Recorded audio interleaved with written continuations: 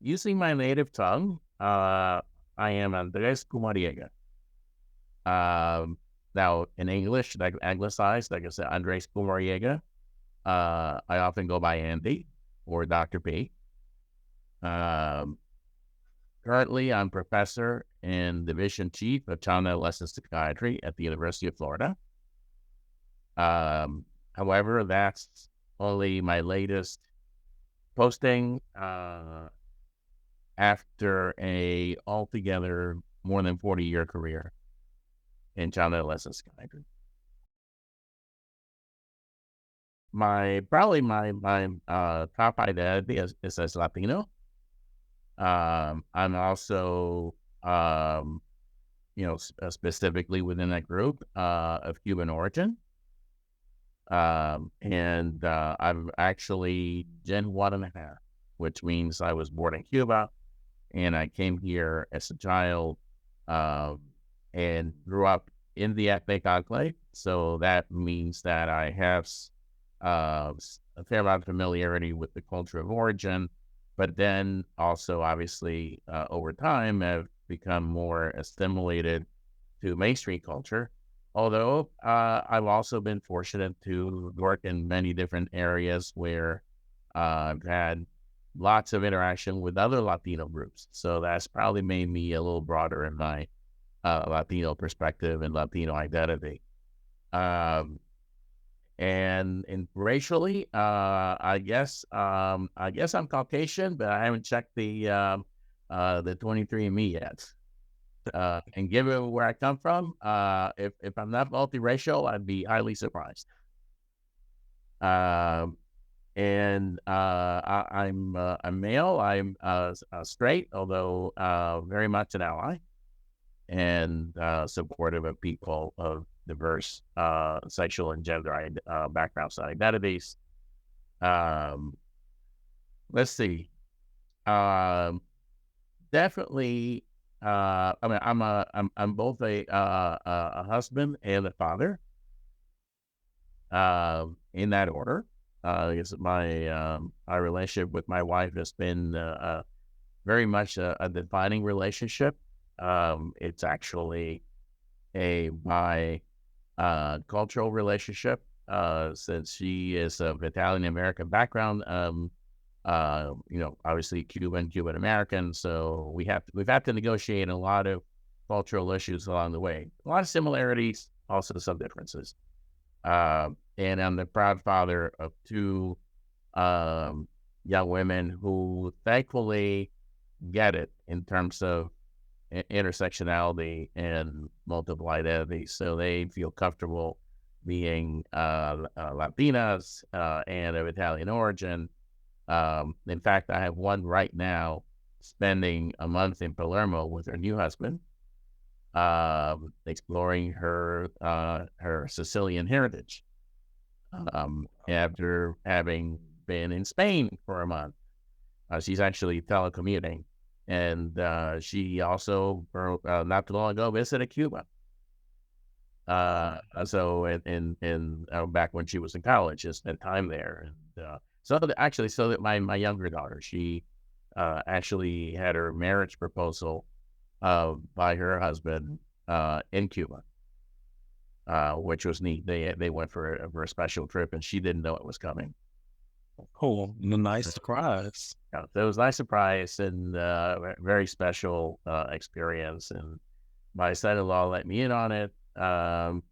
And obviously, to add a little more to the mix, he's of Polish origin, but he's a very culturally friendly and supportive. And so is my other son-in-law of actually primarily Sicilian background. Um, in terms of my career, I guess my career identity is just a child psychiatrist, and that's really top in my um, in my own perspective. I'm even though obviously general psychiatry, I can do it. I'm comfortable. I've even chaired departments of psychiatry that are primarily focused on general psychiatry, but my own clinical work, my own teaching, work on policy, work and research has been in child psychiatry.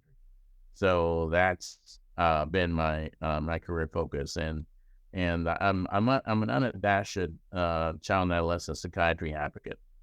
So I really think that we're a critical subspecialty in medicine that unfortunately has gotten short shrift over the years. I mean, I'm still remember that when I started, I finished training and I was just coming into the field after having graduated. There was a report called Project Future by one of my early mentors, Dr. Norm Benzer. And it was a task force the Academy pulled together. And they talked about the crisis in child psychiatry workforce and the need for many, many more child psychiatrists. At that point, there were only 3,000 child psychiatrists. That's around 1980. Now we have about 9,000, maybe getting closer to 10, but we're still 30,000 short. And when I see that, it saddens me because I really think that we could be much further ahead in terms of development of our field, opportunities for training. And now we have the added challenge of serving diverse kids and kids of color who back then in the 1980s hardly got services. And now they are the majority of the kids in this country. And yet we just don't have the access to our specialty, but also to many child mental health specialties. It's a that continues to be a major crisis. So yes, that's very much at my core. And any opportunity I get to advocate for the field, for kids mental health needs. I advocate also more broadly for children's mental health, not just from a guild perspective, but I see us as critical in that equation of providing children's mental health services.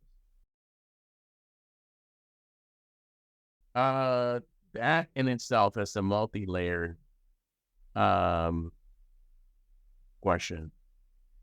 From a very personal perspective, probably my own experiences going through, I guess, immigrating to a totally different country with different language, with parents who thought they were going to be here for a temporary stay, which ended up being permanent. And we're not prepared for the kind of the cultural transition that they would go through. The economic part of it was a little rough, but my parents are incredibly hardworking, especially my father. And before he knew it, he had stood himself up financially and was doing well after essentially just coming here with very little money and just what we had on our backs. And but then after economic security came cultural transition, which I think was difficult for them, difficult for my parents, especially for my father. And dealing with them and dealing with myself around those issues of cultural difference from your own parents, and when you assimilate as a kid, and then you identify more with the peer group, and then you're dealing with parents and more traditional values and the tensions that are involved in that, and then having to depart the ethnic enclave to pursue what I felt would be both a brighter future for myself, and also I could develop it professionally. I'm that all it really emphasized in me that this whole area of cultural values and beliefs and how it impacts on people and impacts on people's daily lives and their psychological adaptation really is serious. It's serious business and really affects people emotionally and in terms of relationships. And so that was very much I mean, the seeking knowledge and understanding around that was probably a good part of it, of my becoming a psychiatrist. The other, I'm can say, was my mother's own experience of mental illness. And that was a direct effect of the of immigration and her having to be separated from her mother, and it led to her going into deep bouts of depression and periods of psychosis, and that happened during my adolescent and my college years, and even a bit into my middle school years. And both I got to see the just major suffering that she went through, but also the difference that psychiatric services made. And at that point, it was not formal psychiatric services. It was essentially a Cuban psychiatrist who was in the process of getting his license, and he'd come over to see my mother in the house and get her on medication. And eventually, once he got his license, she was able to see him on an outpatient basis, and kept her stable. Although I wish in some ways he'd been able to do more.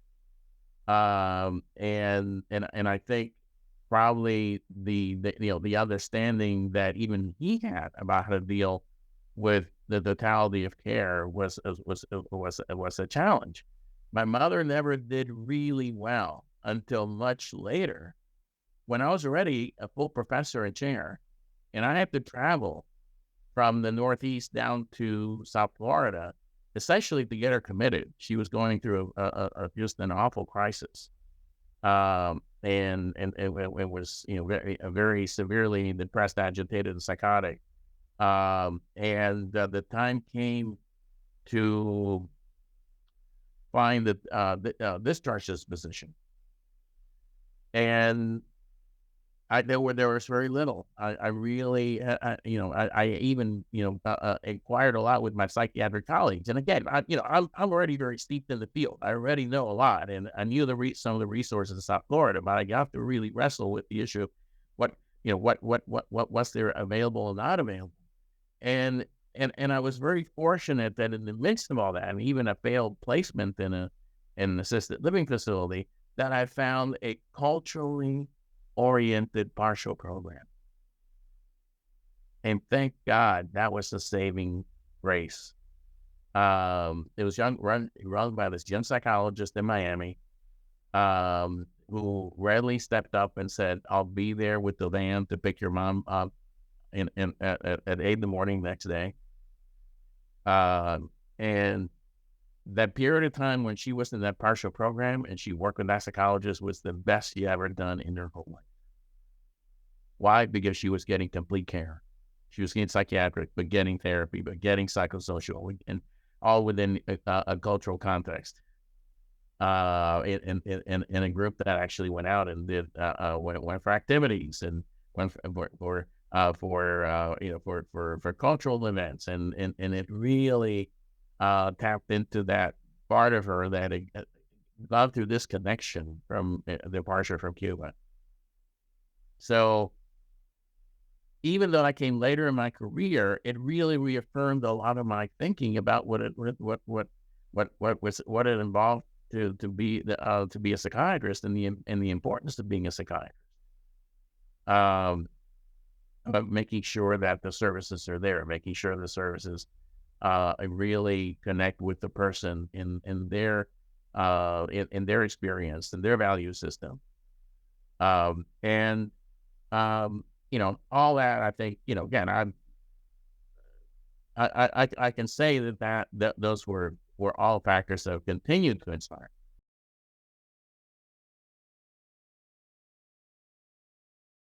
I've had actually a very broad and fairly deep involvement. I mean, if I start out with the academy, I was a member straight from training and on. I started out in the primary care liaison committee. and was very involved in that as during my early work in consult liaison, pediatric consult liaison. I subsequently, over time, got more involved in other components, and then I got tapped, and I was very fortunate to be in this position to head what at that point was the task force on community-based systems of care that eventually became a work group and then went out to become a committee. And I was really blessed to have that appointment in that role, because I got to work with an incredible group of child psychiatrists, all of them very steeped in systems of care, thinking, and philosophy. And we were, as a group, not only incredibly committed to community-based services for kids and to the system of care principles, but also to promoting those within child and adolescent psychiatry, and also promoting child psychiatry to the system of care world, which had gone a little bit away from child psychiatry, had not seen the value of having child psychiatrists involved in those organized community-based programs. The group was incredibly productive. We really did, a great work with a number of policy statements and monographs and conferences, actually conferences in different parts of the country. We wrote, edited and wrote a book, the Handbook of Community-Based Systems of Care, the New Community Psychiatry. And now the work of the work group continues. So the committee continues, and they're very connected with SAMHSA, and have an annual institute at the annual meeting. So I feel like I had a role in helping to develop that. That also involved the development of the CASI and the EXI levels of care tools. I was one of the people, because of my cross connection with the community, with the American Association of Community Psychiatry, I was able to get both groups together to work on the CASI level of care instrument. And I was one of the chief editors of that tool, which I continue to work on that tool. I continue to publish and disseminate not only here in the United States, but also abroad. Then from there, I was fortunate to I had been an original member, founding member of the Committee on Diversity and Culture, but then later I came back as chair of that committee. And that was another incredible experience with a great group of colleagues where we again promoted the principles of cultural competence within child psychiatry training, developed a model curriculum. We wrote a group within the committee co-wrote the practice parameter on child culturally competent child psychiatric care, which to this day is the only practice parameter recognized by the Institute of Medicine that deals with culture and medicine. We felt that was that's a singular achievement by that group, and it really touches on some basic principles that I think continue to be very valid today. It preceded a lot of the work on BEI that has gone on in more recent years. Then I also was chair of the Community Psychiatry Committee, kind of in between and in betwixt that involvement, and obviously continuing to work with the CASI. Now, the American Psychiatric Association, before they disbanded committees, I was actually chair of the Hispanic Psychiatry Committee, and was able to to promote actually patient education efforts within that for Latino populations, working closely with N.L. Prim, who was the deputy medical director of the American Psychiatric. She's a very close colleague of mine. But we came out of the gate very early with a DVD product that I think was pretty well accepted in terms of educating Latino consumers about psychiatry and about child psychiatry. But I also had served on the Council on Research, on the Council on Public Psychiatry, um, in the APA, and then more recently been involved both with the American Association of Social Psychiatry, and was recently its president. And now I'm very involved with the World Social Psychiatry Association, and just been working on a textbook on world social psychiatry with a group of other co-editors, and also a special issue on social psychiatry and child mental health that just came out in the World Social Psychiatry Journal. So that we again, I'm a great group of colleagues that came together and put that issue together, and we were able to put it out in record time. So, and those are kind of my main organizational areas of involvement. I've also been involved in the system of care movement in the advisory committee for the SAMHSA Community Secure Initiative, particularly the advisory committee for the evaluation, and also served as consultants to some of the system of care sites around the country. The anecdotes that come to my mind were very from early on in my career, and in some ways, it's the experiences of I guess you say conceptual issues coming to life. One youngster who I was working with during the better part of my fellowship, a little guy who his parents had divorced, and he was kind of working through the I guess you say the readjustment of relationships within his family, also a lot of disruptive behavioral problems. And obviously, one of the things that comes to your mind and that comes to mind in those situations is what's called, kind of the Oedipal competition that kids may have sometimes around, affection for a parent with the other parent. But of course, this other parent had left. That's the problem, his father. But then very quickly, he translated that experience, which at first it was mostly in play, into real life involving my wife. And that was a real shocker because I used to see him at the end of the day. And while I was writing my notes, he was out in the waiting room, in the waiting room in the parking lot waiting for his mom. And my wife was waiting out in the parking lot waiting for me. And he, I guess, figured out, or he must have figured out that she was with me, and he gravitated to her, and they struck up a friendship. And so then one day I come out to see my wife, and there he is by my car, and she's showing him this needle point she's working on, and you talk about this whole issue of countertransference of a therapist experiencing their own emotions about a patient, and it really put me there. It was like, this he's making the moves on my wife, and it was humorous, but it was also startling. But then the other piece is, then I said, oh my God, I have to report this to my supervisor.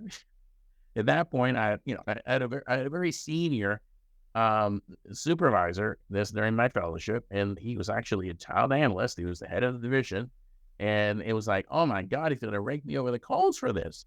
I mean, this is like acting out. You're not supposed to let patients act out. You're supposed to make sure they keep it in the session. Well, so I said, okay, so I mustered my courage, and I got my notes together, and I went and presented this to my supervisor.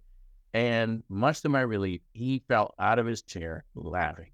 He was howling. And he said, you know what? You're right in the middle of it.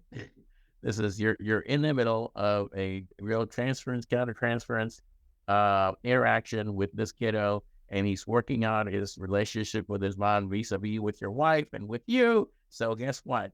Now you got to see this through. And yes, I did see it through. It was another year of therapy that we went through together. But it was neat work because we actually unlike many other kids where you mostly work on it and play, he then started to talk about it with me about my life and about his fantasies of my wife. And then we were able to talk his fantasies about his mom. And then realizing that, no, he can't be his mom's boyfriend. Guess what? He can be a good son. And at that point, this kiddo was actually chasing suitors away from his mom. You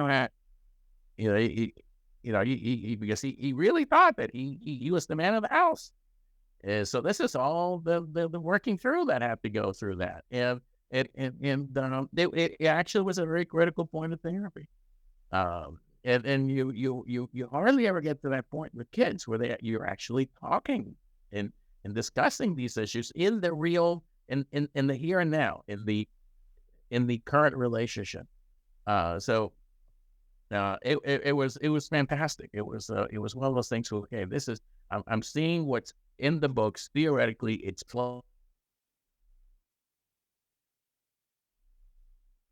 objective because obviously, I got to maintain objectivity to be able to help him work it through.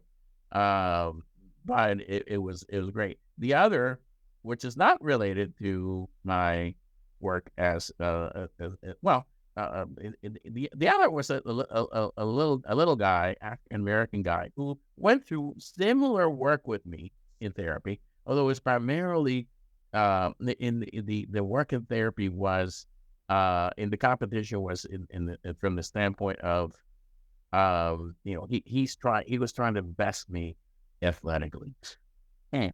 That's an easy thing to do. Now, again, he was a little guy, so obviously I had height advantage on him, but he was, he's far more talented than I could ever be. And the funny thing is, he was first very, very fiercely competitive, but then there came a time when he started to want to actually play more collaboratively, and it was like, he tested me enough, and he hadn't chased me away, and I was there. And occasionally he would ask me for a snack, and I went ahead and got him a snack, and then we just started to form this bond. And then the neatest thing was there was this little toy that that he occasionally brought with him to the session, and he gifted me the toy. It's this little Matchbox car. And I was in tears. It was like one of those things where, gifts from patients is supposed to be very careful about, and not, take advantage and so forth. But it really came from him. The nice thing though is I had a sequel. His mom happened to be visiting. This is in Durham, North Carolina. His mom happened to be visiting Nashville. She brought him over to see me. And at that point, I had the little Matchbox car on my shelf, and I always kept it on my shelf. And he marveled that that it was there, and I told him that was a very special object that I treasured, and it reminded me of our relationship together, and at that point he broke down in tears, and we both did. So it was really the kind of bond that you form with kids is special. The other anecdote about being a child psychiatrist is more about being a parent who's a child psychiatrist. So, my now very accomplished actor daughter and writer, when she was young, she probably qualified for 31401, just about ADHD, although, in fact, she grew out of it a bit. And one good day, shortly after the birth of her sister, we were shopping. I had taken her out to give my wife a break. And we were in the stores, and she decided to throw a good old tantrum. I mean, we're talking like, throw yourself on the floor, bang your head on the floor, in full view, in this intersection at a store with a bunch of people gathering. And at that point, it hit me and says, "Oh my God, if anybody here knows I'm a child psychiatrist, they're going to be relooking at me, see how I deal with this." And it's like, and so at that point, it really hit me. I have this added weight of how to, to model best practice. And again, but this is my daughter. I'm not supposed to take the couch with me, So then finally I just thought, behavioral approach, remove timeout. You got to remove them from the point that their place that where they're being reinforced. She's got this big crowd of people that she's acting in front of. Now that never changed. She continued to act in front of a whole crowd of people. That was her career. But I went ahead, picked her up, put her on my shoulder, grabbed the bag, which included a toy that she didn't want anymore. She wanted to trade the toy in. That was part of the. And I walked out of the store. I sat her down by the car, and I just stood there, and I said, we're going to stay here till you calm down, and then we'll go off. And then she settled down quickly and said, oh, okay, good. She's good. So got her in the car. And then I said, oh, I guess I hope I passed the test. I'm out of be a child psychiatrist parent, Anyways, that one came down also comes to mind. It is incredibly fulfilling. It's one of those things that's hard, but once you're in it, it is so there's so much potential in what you can do at the individual lives of kids, but also broadly, if you're willing to do the work broadly to advocate and to help develop programs and systems, you can do so much in so many different settings. It's not prescribed as to you. This is all you do as a child psychiatrist. You can take so many different roles and fulfill them in that can fit with your personality, can fit with your areas of interest. And it's I never will regret having done this. I'm incredibly thankful that I was able to encounter child psychiatry during my medical school year. I was very fortunate. I was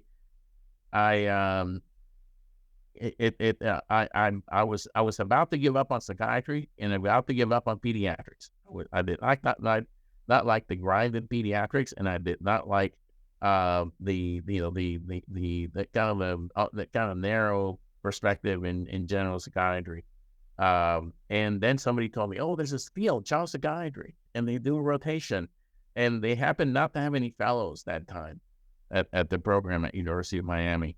And so I had a field day. So I got to do all kinds of things that I didn't get to do in any of my other rotations. I got to do consults. I got to sit in on family therapy with the social workers. I got to sit in on diagnostic interviews. I got to do some of the diagnostic interviews and play interviews. And it was incredible fun. And that continues to this day. It is incredible fun and incredibly rewarding. That's why, honestly, when people ask me, oh, are you retiring? I can't see myself doing that. I can't see myself separating from this. And then when you add to that teaching, when you add to that mentorship, when you add to that being able to be creative and develop different programs, it's really it's more than work. It is a career. It is a mission. And I think if young people want to pursue it as work, yeah, it's okay, and you can do that life work balance thing. But you know what? It's so much more than that. It is a calling. It is truly a calling. And if people are want to find something that's a calling, I think this is a place to find it.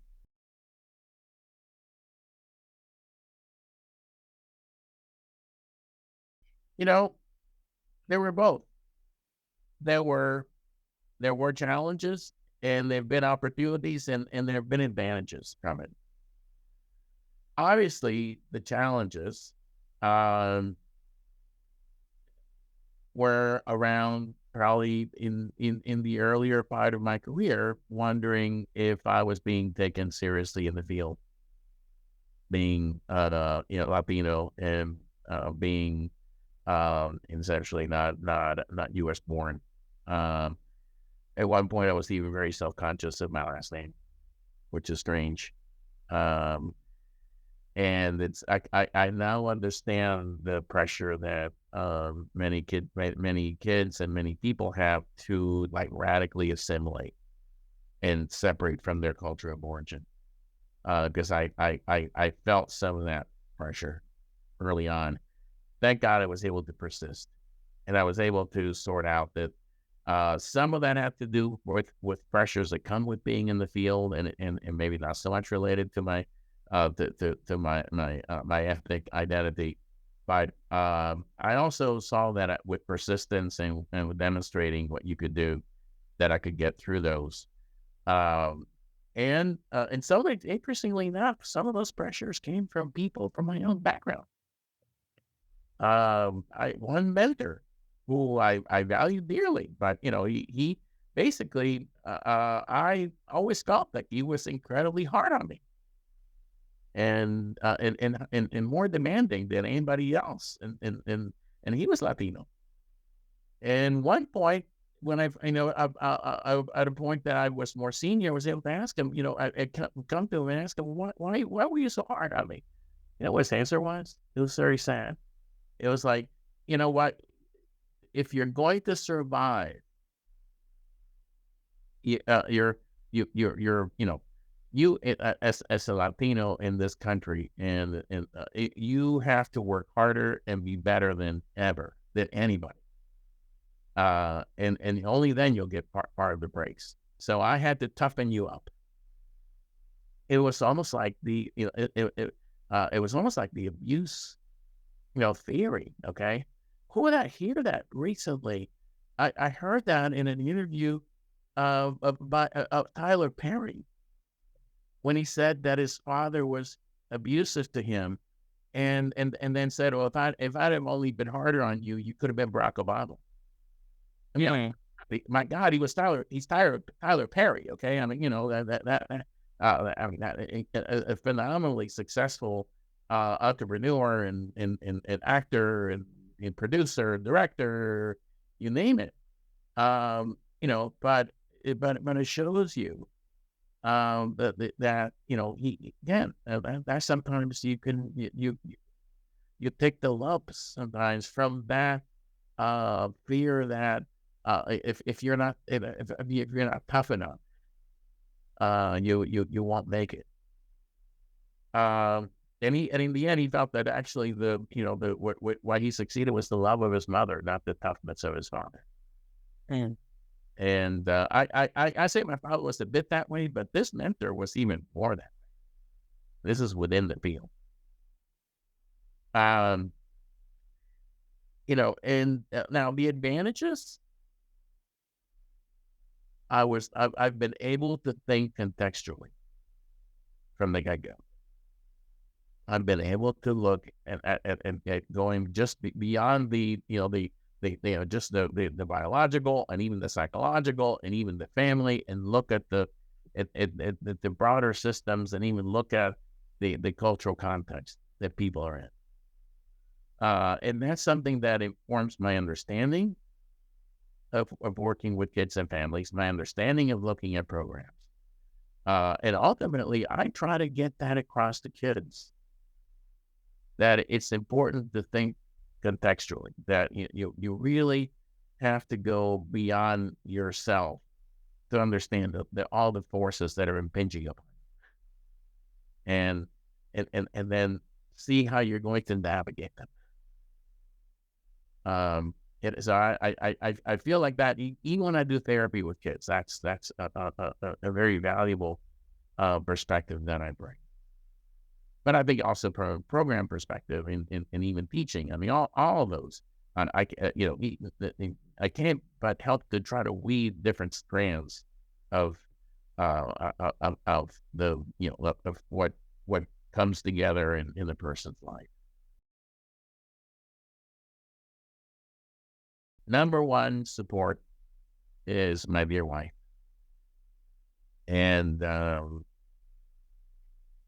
it's neat because we were high school sweethearts, and we're still going strong. Very, very fortunate and thankful for that. And as I met, and she grew up amongst my people, in a sense, and came to understand the culture that I came from and the values and beliefs and the clannishness and the difficult aspects of it.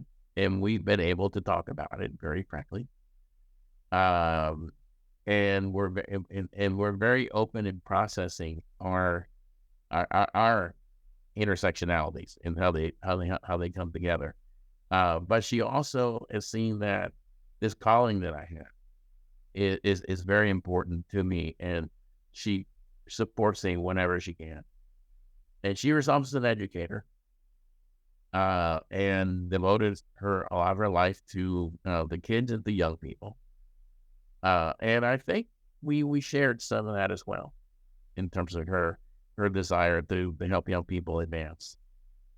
And the neat thing is I saw her get involved as a college prof and BEI issues that in her latter years. And I was very proud of her. And how successful she was. Um, she got a Martin Luther King Award at Penn State Berks for that work, and I was thrilled. That was a real I think milestone.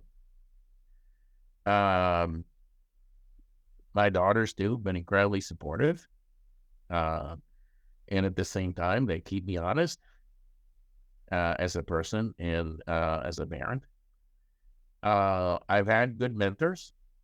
Um, Pedro Luis, who is now very ill, was one of my key career mentors, and he, I think, taught me to think strategically and to keep culture and context very much in the perspective, and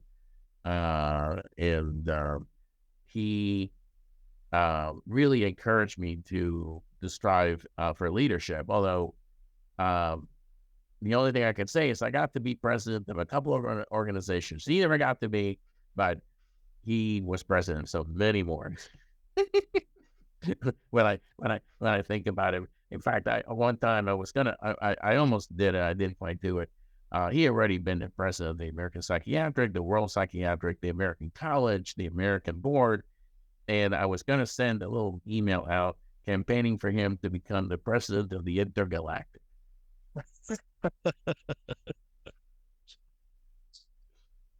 I never got, but I told him I was going to do, and he cracked up. But anyway, but he never got to be president of ortho or the social psychiatry, so I got to do those. So, I mean, but that's fine. We have this nice, healthy, edible, competitorship, but at the same time, mentorship, and for many, many years, he really was great support. My dearly sainted training director, Hal Harris, was another mentor. And I think that's where it's important to have mentors, both from within your group and from outside your group. And Hal Harris was salt of the earth, a great man, not very well celebrated in the field. But at every point when I was dealing with a tough situation or dealing with either during my training or afterwards and looking at different positions, he is somebody I could always go to and tell them, look, I'm looking at this, making this move, and this is what I think is the advantage of it. I don't know if I'm missing things, and he'd help me talk it through, think it through.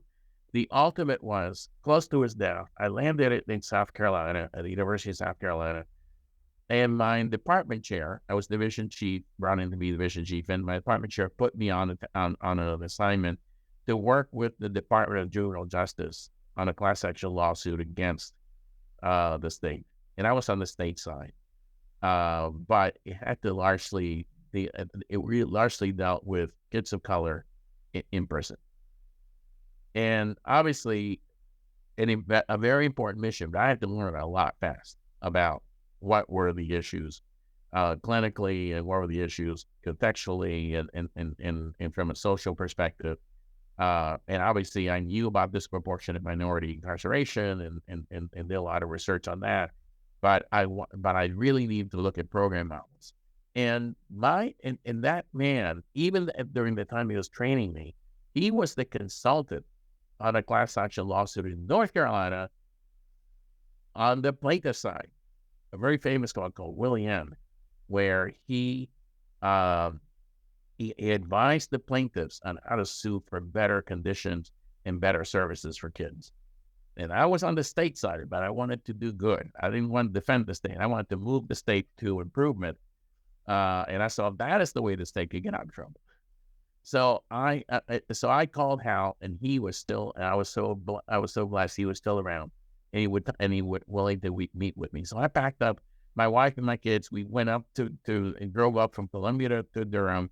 We brought them lunch, and I'd spent like 4 hours dissecting the situation that I was looking at in South Carolina, comparing it to what he'd been through. And the only reason I knew about William and his work there is and during supervision, he'd always tell me a little bit about it.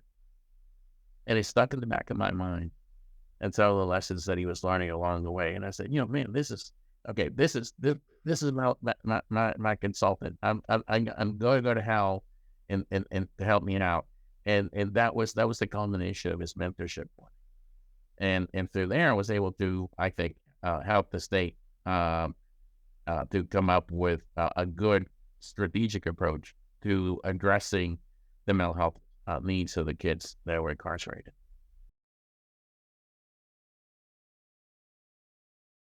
Back then, there wasn't a lot of publicity or even awareness about child psychiatry. I mean, the only thing I knew about psychiatry was the psychiatrist that used to come see my mom at the house, okay? So I didn't know that there were psychiatrists for kids. And what he did, it was also shrouded in a bit of secrecy. It's not, privacy, confidentiality, right? Even though it was provided, some of the care was provided at home, it was actually provided at home to keep her out of the hospital. So there was a good side to it. But at the same time, it's good that we're reaching out to young people so they get the opportunity to shadow, to have experiences, and where they get to sit in on clinical visits, go visit programs, volunteer in service mentors for kids. I see that so much more these days. The tough part, though, and I think we also have to be sensitive to this, is for a lot of kids in underserved communities, they themselves have to, they have to work. They're also, by the way, when I was in high school and in college, my father was standing up as a little pharmacy, and he couldn't afford to have a lot of staff.